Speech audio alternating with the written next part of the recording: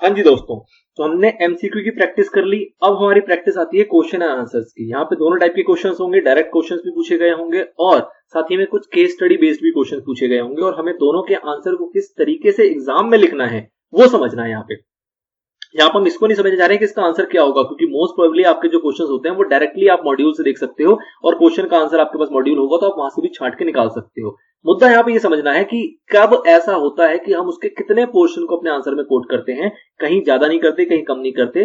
तो क्वेश्चन में किस तरीके से किस अंदाज में पूछा जाता है और उसका आंसर आप किस अंदाज में अपने चैप्टर से उठा के चिपकाते हो, ये समझना यहाँ पे प्राइम पर्पस है। ठीक है, ऑल्दो तो आपको इसको याद करना पड़ेगा, हम उसको बस दोबारा से रिपीटेशंस में देखेंगे।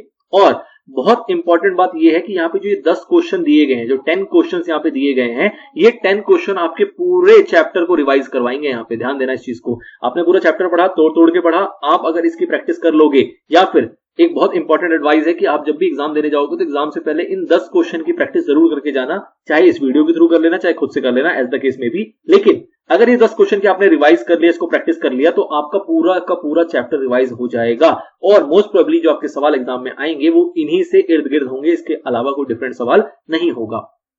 ये बिल्कुल आपको एडवाइस दिया गया है, डिस्क्रिशनरी एडवाइस है, आप इसको यूज करो ना करो। मुद्दा ये है कि मैं ये नहीं कह रहा हूं कि आप पूरे चैप्टर को छोड़ के जाओ, ना ना ना ना, बिल्कुल नहीं कह रहा। चैप्टर आपको पढ़ना है, चैप्टर समझना है, वो अलग चीज है। मैं कह रहा हूं कि आपके पास कम टाइम है, आपको पूरा चैप्टर रिवाइज करना हो, याद करना हो कि चैप्टर में किस टाइप की बातें हुआ करती थी, तो उसका एक बहुत अच्छा जरिया है इस क्वेश्चन आंसर की प्रैक्टिस करना। ठीक है, चलिए तो मजबूत करते हैं अपने कॉन्सेप्ट को और करते हैं क्वेश्चन शुरू। सबसे पहला क्वेश्चन आता है, explain the rule of beneficial construction while interpreting the statutes coating an example. Example के साथ बताओ कि बेनिफिशियल कंस्ट्रक्शन का क्या मतलब होता है, रूल ऑफ बेनिफिशियल कंस्ट्रक्शन क्या होता है। तो अब आपके इसका आंसर को आपको उठाना पड़ेगा। बेनिफिशियल कंस्ट्रक्शन में आपने क्या देखा था कि हम देखते हैं कि जो बेनिफिशियल कंस्ट्रक्शन है वो बेसिकली क्यों किया गया है, मतलब बेनिफिशियल कंस्ट्रक्शन जो है उसके पीछे क्या रीजन है, मतलब कोई भी जो एक्ट लाया गया वो क्यों लाया गया, उसके पीछे क्या मैटर्स थे जिसके थ्रू उसको दूर किया जा रहा है, मतलब ऐसी क्या पीछे प्रॉब्लम चल रही थी जिसको हमने दूर किया, अपने एक्ट के अंदर उसकी रेमेडी प्रोवाइड करी और क्या जरूरत थी, क्या रीजन थे वो रेमेडी प्रोवाइड करने की। तो ये कब यूज करते हैं, ऑब्वियस सी बात है कि जब हमारे एक्ट या स्टैट्यूट के लैंग्वेज के अंदर कई सारी मीनिंग निकल के आ रही हो, मोर देन वन इंटरप्रिटेशन निकल के आ रहा होता है, तो उस केस में कहते हैं कि हमें रूल ऑफ कंस्ट्रक्शन एस्टैब्लिश करना पड़ेगा और उसी रूल ऑफ कंस्ट्रक्शन को कहा जाता है हिडन्स केस। मतलब कि बेनिफिशियल कंस्ट्रक्शन वही है जिसके 4 नाम थे, कौन कौन से, हिडन्स नाम है इसका, पर्पसिव नाम है इसका और मिसचीफ रूल भी इसका नाम है। ठीक है ना, तो इसलिए आपके जब भी मोर देन वन इंटरप्रिटेशन निकल के आएगा तो यहाँ पे एक रिस्पॉन्सिबिलिटी होती है कि भाई साहब जज करो कि कौन सा केस यहाँ पे लगेगा, और उस केस में हिडन केस जो होता है वो सबसे आगे आता है और उसके प्रिंसिपल्स को यहाँ पे यूज किया जाता है। नाउ जब ये रूल इनेबल होगा तो यहाँ पे 4 मैटर्स को ध्यान देना होता है, ये भी बहुत इंपॉर्टेंट है। ये 4 मैटर्स आपको पूछे गए हैं, आप आगे देखोगे एक और सवाल में आएगा।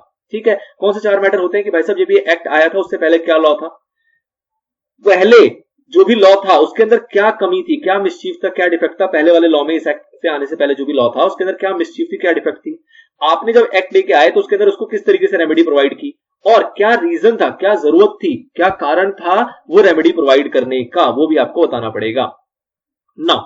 कोर्ट की ड्यूटी होती है कि वो अडॉप्ट करे एक कंस्ट्रक्शन का रूल। कौन सा कंस्ट्रक्शन अवॉइड करना है वो कोर्ट के ऊपर है कि कोर्ट कोई सा भी कंस्ट्रक्शन को यहां पे अडॉप्ट कर सकता है, लेकिन जो पर्पस है वो यही होना चाहिए कि सप्रेस किया जा सके मिसचीफ को और एडवांस किया जा सके रेमेडी को। तो कोर्ट के पास ये एक पावर है कि कोर्ट अडॉप्ट कर सकती है कंस्ट्रक्शन के रूल को, लेकिन उसका जो पर्पस निकल के आना चाहिए वो ये निकल के आना चाहिए कि जो हमारा मिसचीफ है वो कम से कम होगा और रेमेडी को जितना ज्यादा एडवांस किया जा सके उतना ज्यादा किया जाएगा। Now therefore even in a case where the usual meaning of the language used falls short, the whole object of the legislature is a more extended meaning may be attributed to the words provided they are fairly susceptible to it if the object of any enactment is public safety। अब ये example दे दिया गया आपको, जैसे उसने कहा था कि एग्जांपल के साथ बताना, तो यहाँ पे बेसिकली कह रहा है कि यूजुअल मीनिंग में अगर किसी की भी लैंग्वेज से मीनिंग जो है वो कम निकलती है तो उस केस में हम उसकी एक्सटेंडेड मीनिंग ढूंढते हैं और एक्सटेंडेड मीनिंग ढूंढने के लिए हम उसकी हिस्ट्री को समझना पड़ता है, उसके पर्पस को समझना पड़ता है कि वो एक्ट क्यों लाया गया और उसके थ्रू हम उसकी मीनिंग को और एक्सटेंड कर पाते हैं। फिर कहा जा रहा है कि अगर किसी एनैक्टमेंट का ऑब्जेक्ट होगा लेट्स से पब्लिक सेफ्टी, तो उस केस में क्या होगा, then it is working must be interpreted widely to give effect to that object. मतलब उस ऑब्जेक्ट को इफेक्ट देने के लिए जो उसका हमारा ऑब्जेक्टिव है कि पब्लिक सेफ्टी हमारा ऑब्जेक्टिव है, तो इसको वाइडली इंटरप्रेट किया जाएगा कि किस किस तरीके से इस ऑब्जेक्ट को फुलफिल किया जा सकता है।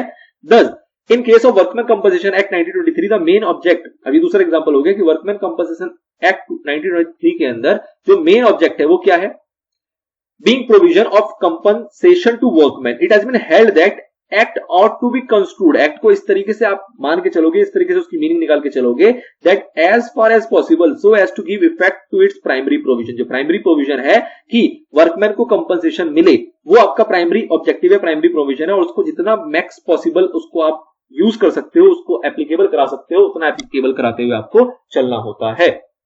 नाउ फिर यहां पे शर्तें आई थी कि भाई साहब ये जो रूल है, जो रूल आपका हिडन रूल है, इसको आप जहां तहां नहीं यूज कर लोगे। यहां पे आपको क्या करना पड़ेगा कि सुप्रीम कोर्ट ने कहा हुआ है कि ये तभी एप्लीकेबल होगा जब वर्ड्स के अंदर क्या होगी, एम्बिगिटी होगी, या फिर रीजनेबली कैपेबल होगा मोर देन वन मीनिंग के लिए, मतलब दिक्कत परेशानी होगी तभी हिडन रूल को रेफर करना, अदरवाइज आप इसको रेफर नहीं करोगे, ऐसा भी कहा हुआ है सुप्रीम कोर्ट ने। तो इतनी बातें आपको आंसर में लिख के आनी है, ऑल्दो हमने ये पढ़ा हुआ है पीछे, बट आपको इस तरीके से इन चीजों को कोट करना है। नेक्स्ट आता है explain the principles of grammatical interpretation and logical interpretation of a statute, what are the duties of court in this regard.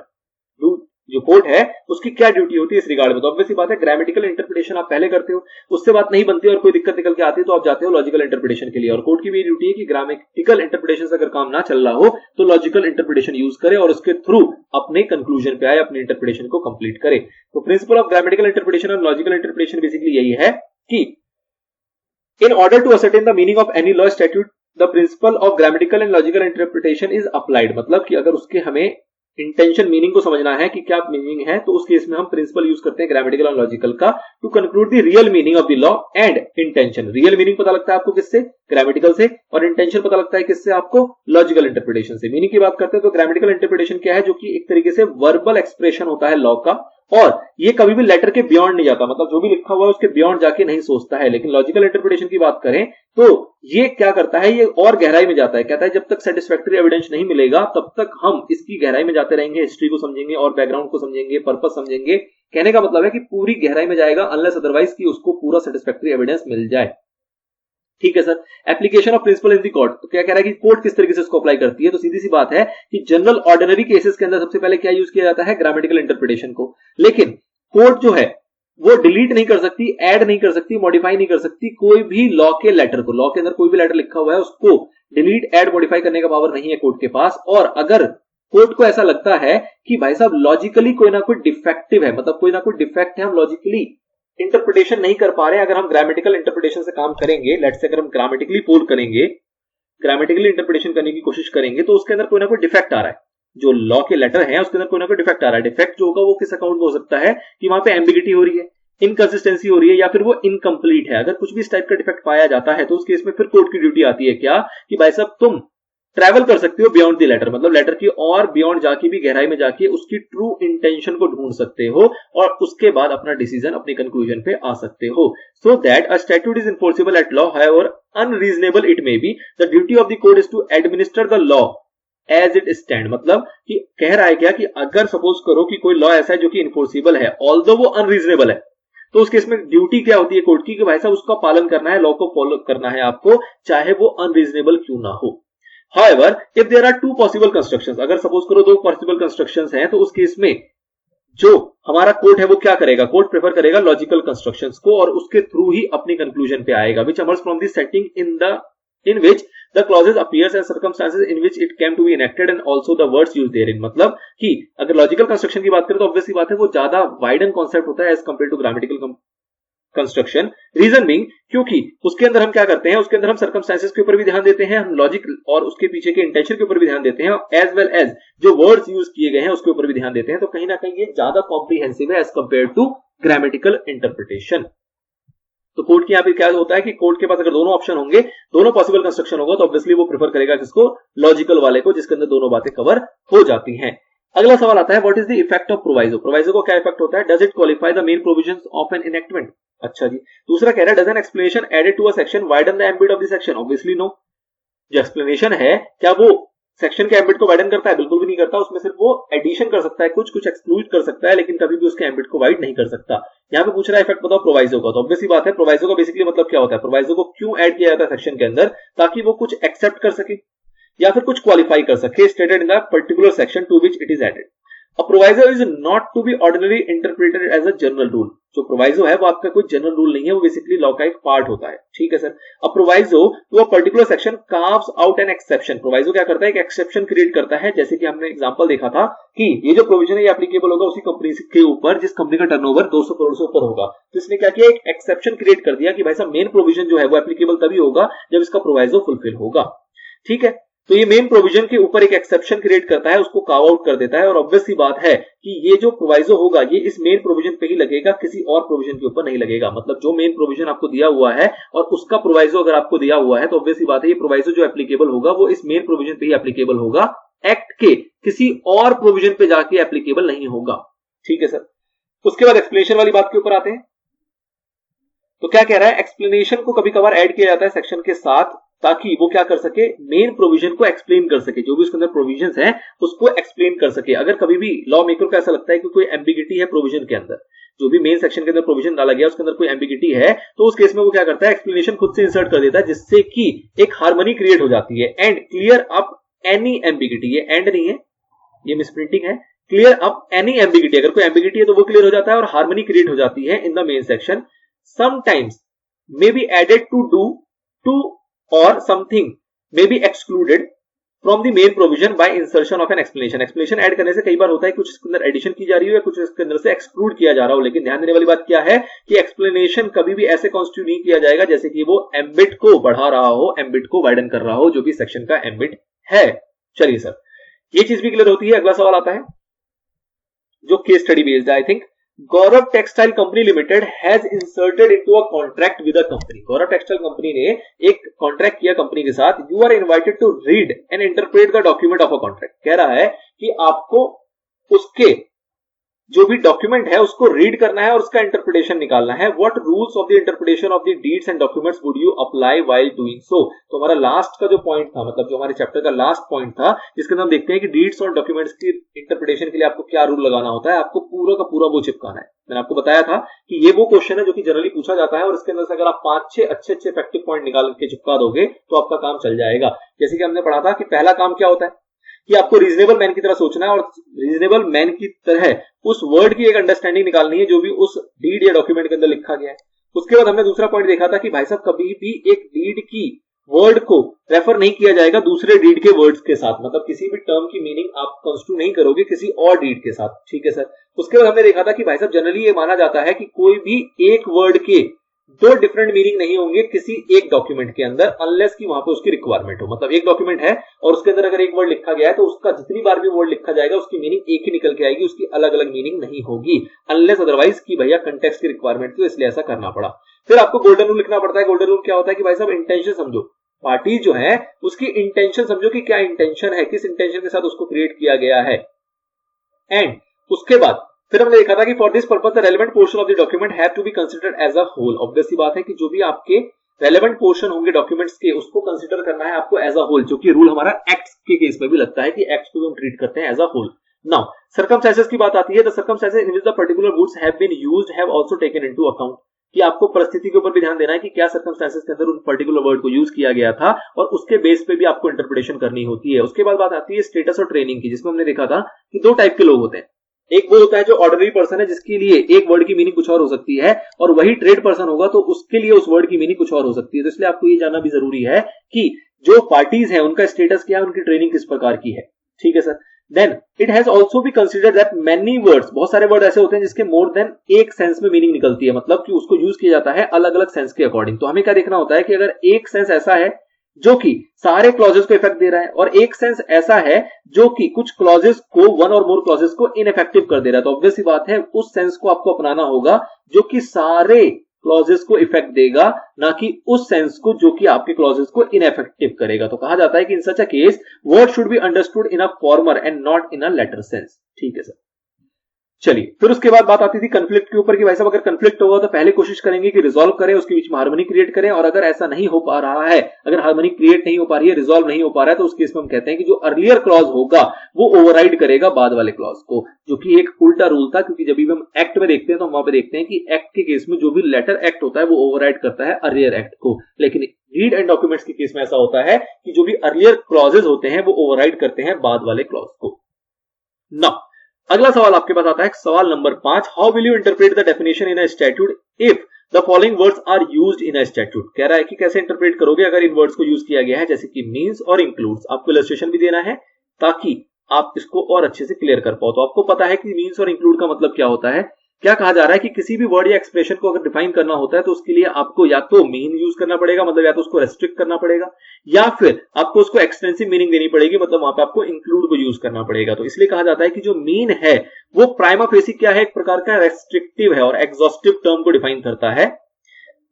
We must restrict the meaning of the word to that given in that definition section, मतलब जो उस definition के अंदर लिख दिया गया that is sufficient, उसके अलावा आपको कुछ भी वहां पे एडिशन या कुछ और सोचने की जरूरत नहीं है। बट अगर बात करें हम इंक्लूड की, तो इंक्लूड बेसिकली प्राइमा फेसी जो है वो एक एक्सटेंसिव डेफिनेशन देता है, मतलब कि वो रेस्ट्रिक्ट नहीं करता मीनिंग को, उसके अंदर और भी उससे मिलती जुलती चीजें जो होंगी वो ऐड की जा सकती है। ठीक है सर, आगे एग्जाम्पल देख लो। तो एग्जाम्पल में आपको दो मीनिंग चिपका देनी है। फॉर एग्जाम्पल डायरेक्टर की मीनिंग होती है आपकी सेक्शन 2 क्लॉज 34 के अंदर, जिसमें कहा गया डायरेक्टर मीन्स मतलब ये एग्जॉस्टिव है, इसके अंदर जो बातें लिख दी गई वही काफी होगी। तो director means a director appointed to the board of the company. तो यहाँ जो मीन्स है ये बेसिकली क्या सजेस्ट कर रहा है कि ये एक एग्जॉस्टिव डेफिनेशन है। वही डेफिनेशन दी गई है होल टाइम डायरेक्टर की section 2 clause 94 of the companies act 2013, और इसके अंदर कहा गया कि whole time director includes a director in the whole time employment of the company. तो यहाँ पे इंक्लूड्स वर्ड आया, इसका मतलब क्या है, ये एक्सटेंसिव डेफिनेशन है और यहाँ पे और डायरेक्टर्स को भी इसके अंदर जोड़ा जा सकता है। ऐसा नहीं है कि सिर्फ और सिर्फ वही डायरेक्टर होगा जो होल टाइम एम्प्लॉयमेंट में होगा। तो इस तरीके से इसको मीनिंग को इंटरप्रेट हमें करके चलना होता है कि मीन्स का क्या मतलब है और इंक्लूड्स का क्या मतलब है। अगला सवाल आता है, differentiate mandatory provision from a directory provision, what factors decide whether a provision is directory और मैंडेटरी। तो आपको पता है कि कौन से फैक्टर डिसाइड करते हैं। तो सर जी फैक्टर्स तो ये होते हैं कि सब्सटेंस क्या है, जो मेन फैक्टर्स है वो क्या है, सब्सटेंस क्या है। आपका सिर्फ शैल और मे लिखने से काम नहीं चलता कि वो मैंडेटरी हो जाएगा या वो डायरेक्टरी हो जाएगा। हमें देखना होता है कि सब्सटेंस क्या है, किस मुद्दे के ऊपर बात की जा रही है, किस कंटेक्स्ट में बात की जा रही है, और उस कंटेक्स्ट के अकॉर्डिंग आपको समझना होता है कि वो मैंडेटरी है या फिर वो डायरेक्टरी है। साथ ही में आपने ये भी देखा था कि अगर उसके ऊपर पेनल्टी वगैरह दी गई है तो वो मैंडेटरी प्रोविजन हो जाता है। अगर वो किसी और प्रोविजन को खराब कर रहा है, किसी और अदर प्रोविजन को खराब कर रहा है, तो भी वो मैंडेटरी प्रोविजन हो जाता है। और अगर उसका कोई इफेक्ट कहीं भी नहीं पड़ रहा तो वो एक प्रकार का डायरेक्टरी प्रोविजन रह जाता है। यहाँ पे आंसर में उसको अलग तरीके से चिपकाया गया है। जो ये बातें बता रहा हूं पेनल्टी की या फिर उसका इफेक्ट और प्रोविजन में आने की, उस चीज को यहाँ पे नहीं लिया गया है, उसको भी आप इंक्लूड कर सकते हो जब आप एग्जाम में आंसर लिखोगे। तो फिलहाल आपके मॉड्यूल में बेसिकली फोकस किया गया सब्सटेंस के ऊपर कि भाई साहब सब्सटेंस को ध्यान देना है। सब्सटेंस से पता लगता है कि वो मैंडेटरी है या फिर वो डायरेक्टरी है। Practically speaking, the distinction between a provision which is mandatory and one which is directory is that when it is mandatory तो ये क्या होगा, स्ट्रिक्टली ऑब्जर्व किया जाएगा, और अगर वो डायरेक्टरी होगा it would be sufficiently that substantially complied with. अगर डायरेक्टरी है तो थोड़ा बहुत कंप्लायंस कर लो, कोई दिक्कत नहीं है, उससे कोई परेशानी नहीं आ रही है। तो however we have to look to the substance, हमें किसके ऊपर ध्यान देना होता है, सब्सटेंस के ऊपर, नॉट मेयरली द फॉर्म। एक इनेक्टमेंट जो कि मैंडेटरी फॉर्म का है माइट सब्सटेंशियली भी डायरेक्टली, मतलब हो सकता है कि वो डायरेक्टरी हो, और एक जो है कन्वर्सली अ स्टैट्यूट इन डायरेक्टरी फॉर्म में इन सब्सटेंस भी मैंडेटरी। तो इसका मतलब क्या हुआ कि फॉर्म हो सकता है उसका डायरेक्टरी हो, मतलब उसके अंदर मे वर्ड यूज किया गया हो, लेकिन स्टिल वो मैंडेटरी हो सकता है डिपेंडिंग अपॉन द सब्सटेंस कि किस कंटेक्स्ट में उसको यूज किया जा रहा है और वहां पे उसका क्या इंपैक्ट पड़ रहा है, क्या पर्पस है, क्या ऑब्जेक्टिव है। ठीक है, hence it is the substance that counts and must take precedence over the form, मतलब कि सब्सटेंस मायने रखता है, ना कि वहां पे क्या वर्ड्स वगैरह यूज किए गए हैं वो मायने रखता है। If a provision gives a power coupled with duty, अगर किसी प्रोविजन के अंदर आपको पावर दी जाती है अलॉन्ग विद ड्यूटी, तो ऑब्वियस सी बात है एक प्रकार का मैंडेटरी हो जाएगा। वेदर इट इज और is not so would depend on such consideration, मतलब कि वो इन कंसिडरेशन के ऊपर डिपेंड नहीं करता, वो अपने आप में ही मैंडेटरी माना जाएगा। किस कंसिडरेशन के ऊपर, कि भाई साहब क्या नेचर का काम आपको दिया गया करने के लिए, क्या ऑब्जेक्टिव था, और किस पर्सन को बेनिफिट मिल रहा है उस पावर से, मतलब उस पावर को एक्सरसाइज करने के बाद किसको उसका बेनिफिट पहुंचाया गया। तो इन चीजों से ज्यादा फर्क नहीं पड़ता है, मेनली डिपेंड होता है कि अगर कोई पावर दिया गया है along with duty, that means कि आपको वो काम करना पड़ेगा and this is a mandatory provision. Next आपका सवाल आता है, define grammatical interpretation, what are the exceptions to grammatical interpretation. तो आपने देखा है ग्रामेटिकल इंटरप्रिटेशन को आप बता दोगे कि भाई साहब ग्रामेटिकल इंटरप्रिटेशन क्या होता है, वो वर्बल एक्सप्रेशन होता है लॉ का, हमने पीछे इसको पढ़ा, अभी क्वेश्चन में ही एक और हमें आया था, ये सेम टू सेम है।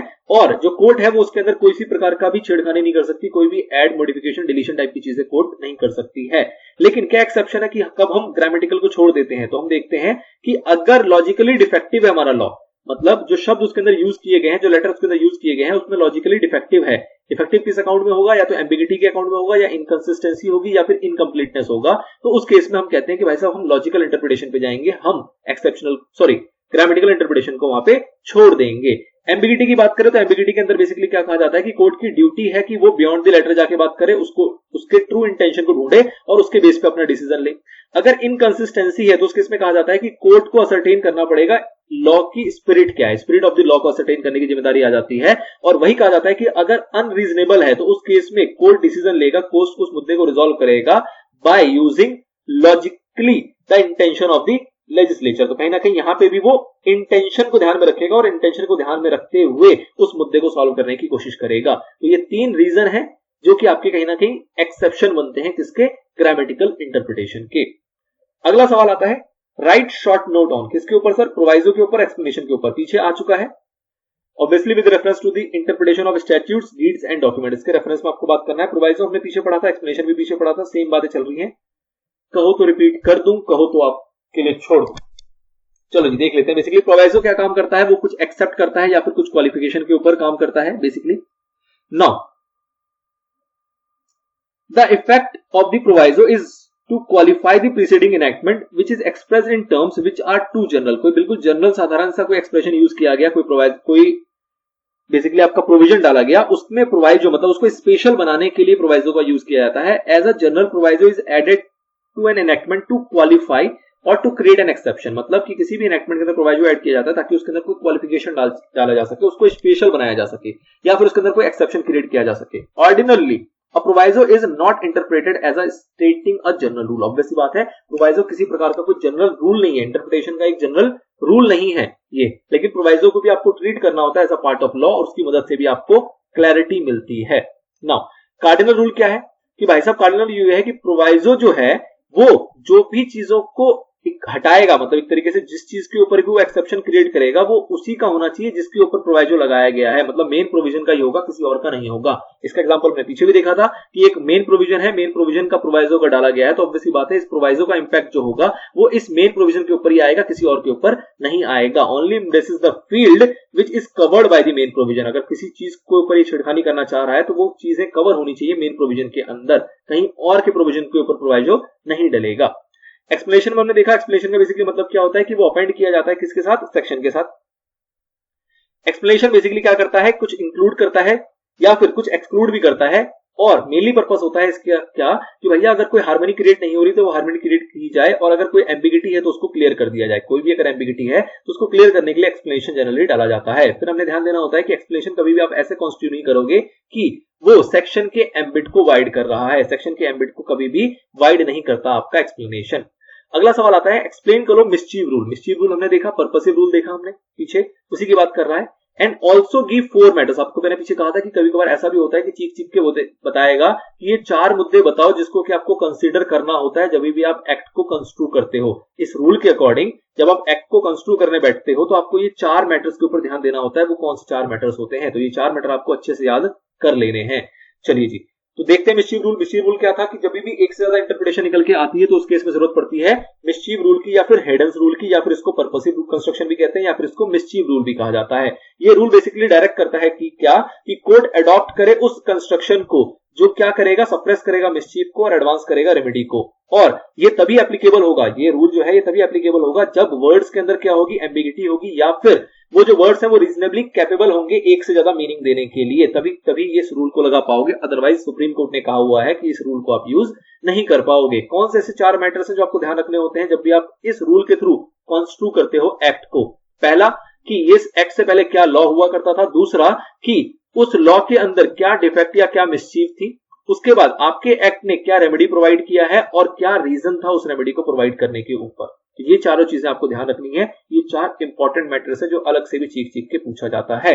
लास्ट क्वेश्चन आता है कि भाई साहब बताओ how dictionary definition can be a great help in interpreting constitution an act when the statute is ambiguous. अगर स्टैट्यूट एम्बिगियस है तो उस केस में डिक्शनरी डेफिनेशन किस तरीके से मदद करता है? तो आपने देखा है क्या कि पहला काम क्या होता है हमारा कि एक्ट को रेफर करेंगे कि अगर एक्ट के अंदर किसी डेफिनेशन दी हुई है, किसी वर्ड या एक्सप्रेशन को डिफाइन किया गया है तो हम उससे काम चलाएंगे। फिर हम कहते हैं कि अगर उसके अंदर नहीं दिया हुआ तो उस केस में हम रेफर कर सकते हैं किसको, डिक्शनरी को। ठीक है, अब डिक्शनरी के अंदर अगर डिफरेंट डिफरेंट वर्ड्स हैं, उसकी अगर डिफरेंट डिफरेंट मीनिंग निकल के आ रही है तो उसके अंदर हमें सेलेक्ट करना होता है किसी एक को, और वो एक ऐसा होना चाहिए जो कि हमारे कंटेक्स्ट में बिल्कुल फिट बैठे। मतलब जिस कंटेक्स्ट के अंदर उस वर्ड को डाला गया है उस वर्ड की मीनिंग भी उस कंटेक्स्ट के अकॉर्डिंग ही होनी चाहिए। और ये हमारा एक फंडामेंटल रूल भी होता है। फंडामेंटल रूल क्या होता है कि किसी भी वर्ड या एक्सप्रेशन की जो मीनिंग होती है वो किसके कलर में होनी चाहिए, जिस कलर में कंटेक्स्ट चल रहा है। मतलब जिस मुद्दे में बात की जा रही है उस मुद्दे का रंग उस वर्ड या एक्सप्रेशन के ऊपर चढ़ जाता है जिसकी भी आप मीनिंग ढूंढने की कोशिश कर रहे हो। फिर फर्दर एक क्लैरिटी आपको और दी गई क्या, कि अगर किसी मीनिंग के ऊपर कोई जुडिशियल डिसीजन आया हुआ है और वो सेम मुद्दे के ऊपर है, वो सेम एनालॉगस कंटेंट के ऊपर अगर है, तो एनालॉगस कंटेंट के ऊपर होगा तो उस केस में उसको ज्यादा वेट दिया जाएगा as compare to dictionary meaning. ठीक है, और फिर एक लास्ट डिस्क्लेमर ये भी है कि अगर भाई साहब आप टेक्निकल टर्म्स की मीनिंग ढूंढ रहे हो तो ऑब्वियस सी बात है आप टेक्निकल डिक्शनरी को भी यूज कर सकते हो। इन शॉर्ट हमने इसको ये समझा था कि भाई साहब पहले आप देखो कि एक्ट के अंदर मेंशन है क्या, अगर नहीं है तो देखो क्या उसके ऊपर कोई जुडिशियल डिसीजन आ रखा है क्या, अगर नहीं है तो फिर आप जाके किसको रेफर करोगे, डिक्शनरी को। और डिक्शनरी को जो रेफर करोगे अगर उसके अंदर ज्यादा मीनिंग निकल के आ रही है, वर्ड्स के बहुत सारी मीनिंग निकल के आ रही है, तो आप उस वाले मीनिंग को यूज करोगे जो कि उस कंटेक्स्ट में होगा जिस कंटेक्स्ट में वो वर्ड को यूज किया गया है, नंबर 1। एंड नंबर 2, अगर टेक्निकल टर्म होगा तो ऑब्वियस सी बात है उस केस में आप टेक्निकल डिक्शनरी को भी यूज कर सकते हो। तो this is all about dictionary definitions. ठीक है, चलिए सर, तो यहां जाके हमारा ये पूरा का पूरा चैप्टर खत्म हो जाता है। आई होप आपको सारी चीजें अच्छे से समझ में आई होंगी। हमने एक तरीके से इन अ सीक्वेंस सीए इंटर का पूरा लॉ तमीज से खत्म किया है। इसके जो चैप्टर्स है वो ऑब्वियस सी बात है औरों के लिए भी एप्लीकेबल होता है, सीएस में भी एप्लीकेबिलिटी आती है इन चैप्टर्स की, और सीएमए में भी कई सारे चैप्टर्स ऐसे हैं जो हमने देखे हैं, जैसे नेगोशिएबल का बात की थी या फिर और चैप्टर्स भी थे जो कि उनके लिए एप्लीकेबल है। लेकिन अगर मैं सीए इंटर वालों की बात करूं तो in a sequence in a row from the module of CA inter हमने सारा का सारा तमीज से खत्म करने का पूरा प्रयास किया है। आई होप आपको ये पूरी तरीके से बेनिफिट देगा। और स्टिल अगर कोई डाउट, कोई क्वेरी आपके माइंड में आ जाती है तो नो डाउट आप उसको मुझे कमेंट में बताने की पूरी कोशिश करें और उसको सॉल्व करने की भी पूरी कोशिश हमारी तरफ से की जाएगी।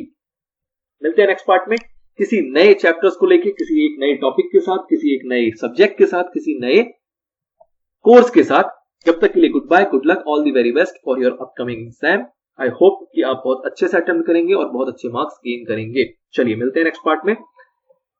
Till then goodbye, good luck, all the very best.